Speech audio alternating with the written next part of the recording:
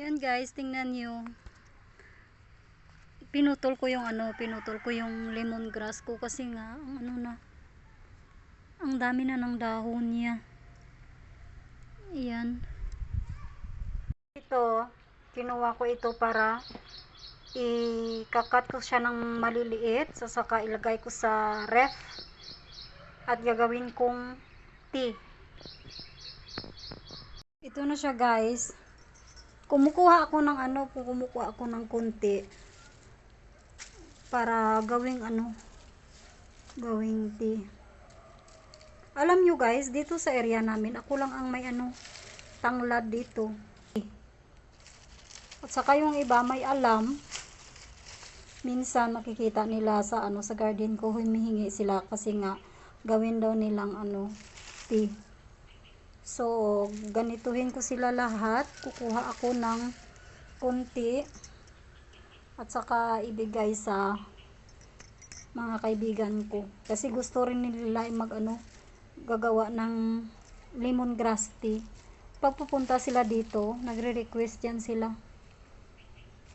na gagawa ako ng lemongrass tea.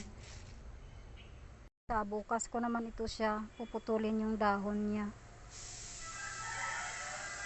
Kasi ang pangit tingnan sa sa garden, ang dami na ng dahon. So ganituhin ko yan sila. Ito nga kasi hindi ko pa na siya na cut. So pas talaga sila Ito nga kasi matagal ko nang hindi na cutting. Parang sila parang kawayan. At saka dito ko lang nalaman sa India, yung tanglad pala, namulaklak pala yan sila.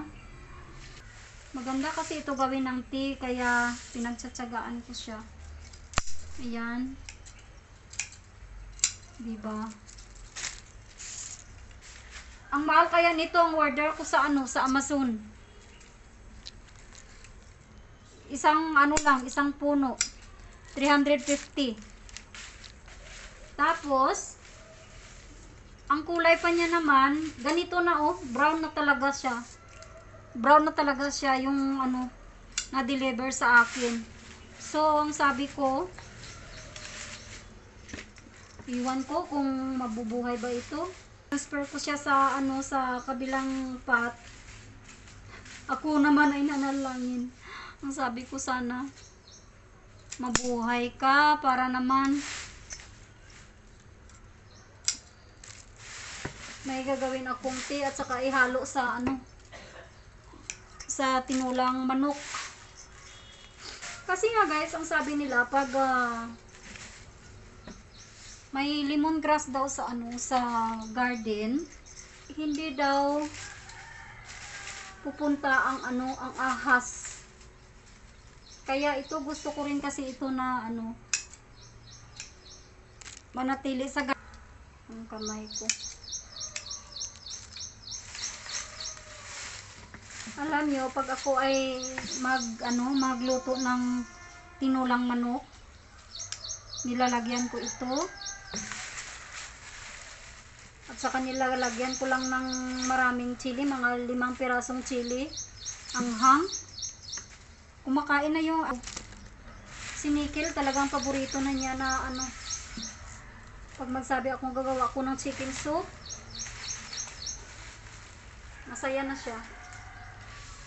Kasi nga gusto niya ang sabaw rin. Mahilig na siya sa sabaw. Yung kamuti tops nga, yung kamuting dahon, ang tawag niyan ay green noodles, ang tawag niya. Kasi nga ang sabi ko, pag hindi ka kakain ng green noodles, isusumbong kita kay nanay. Kasi nga ang sabi ng nanay ko, pakainin daw si Nikil ng dahon ng kamuti kahit sabaw lang daw. Dito sa India hindi kinakain yun, ang dahon ng kamuti, hindi.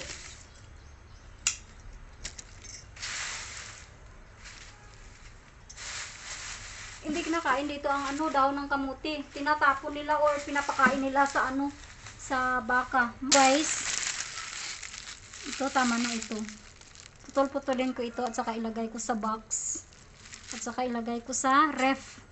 1 week okay pa siya. Ipag ilagay mo sa ano, sa ref, hindi siya masisira. So ayan, may tanglad na ako. May tanglad na ako na gawin ng chai. Dito ang tawag sa India, chai. Saka ito guys, oh, may ano ako, may saluyot ako dito sa harap ng gate ko. Ayan. Kasi sabi ko, wag nyong tanggalin yang ano, saluyot na isang puno lang. Kasi gusto ko siyang pabungahin. Nag-start na nga ang bunga para malagay ko doon sa loob ng garden ko. Kasi guys dito, alam nyo, hindi yan sila kumakain dito ng ano, ng saluyot. Pinapadami ko yung bunga niya. Pinapadami ko guys yung bunga kasi nga gusto ko siyang ano, i-planting doon sa garden ko para may ano ako, ulamin ako paminsan-minsan. Tumubo lang ito sa ano, sa harap ng gate ko. Pag ano, pag raining time, tumutubo lang yan sila. At saka baka ang kumakain nito, hindi kumakain ang mga tao dito. One time nga, ang sabi ko, hanapan ako ng ano, ng saluyot. Kahit sa palengke nga, hindi ako makakita na may saluyot doon. Kita niya ako na kumain ako ng ano, saluyot. Nagulay ako ba? Saluyot, alugbati, at saka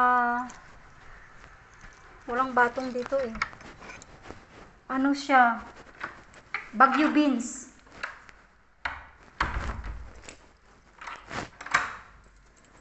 Hinatid ko si Nickel, wala pa akong suklay. Hinatid ko siya sa ano, hinatid ko siya sa school niya. May exam po siya, 3 days na ngayon ang exam niya. Trabaho ko, magluto ng lunch. Tingnan nyo yung buhok ko.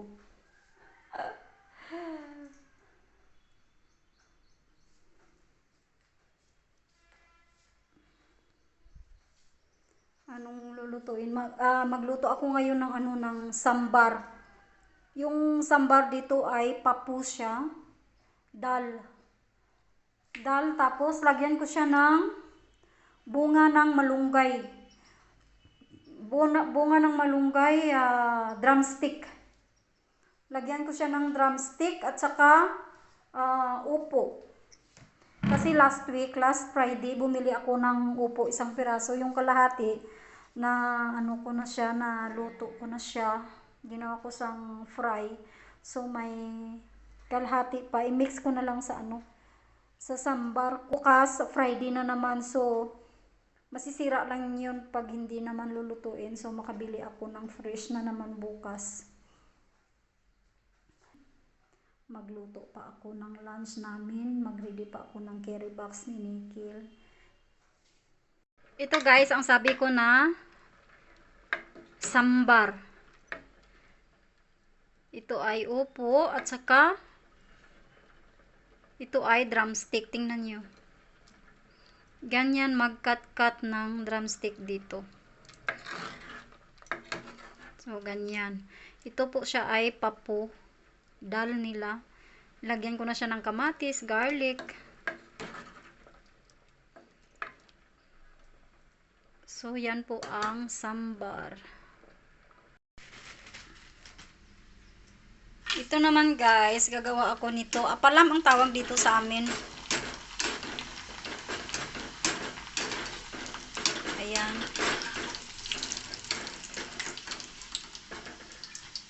Sa atin para sang chicharon. Ang mga chicharon dyan sa atin yung mga balat ng baboy or balat ng manok. Ito naman ay gawa sa rice. Ayan.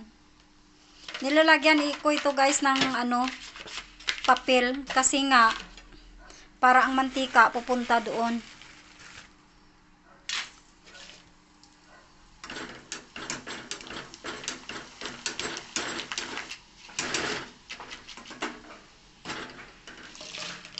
Diba marami na? Gustong gusto ito ni ni Nickel. Nagluto ako nito kasi nga ang sabi niya, padalan mo ako mamaya sa sa carry box ko ng apalam.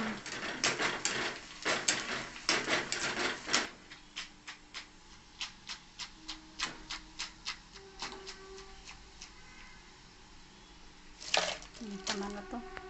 Dami na.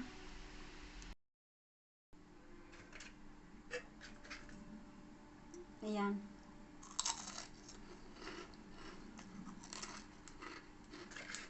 Masarap sang nguyain. Lalo na pag may may vinegar.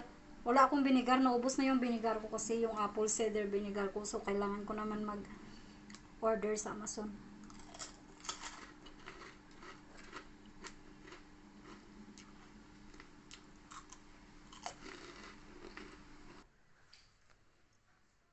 So, okay guys. Hanggang dito na lang muna ang video natin. Thank you for watching guys. Bye.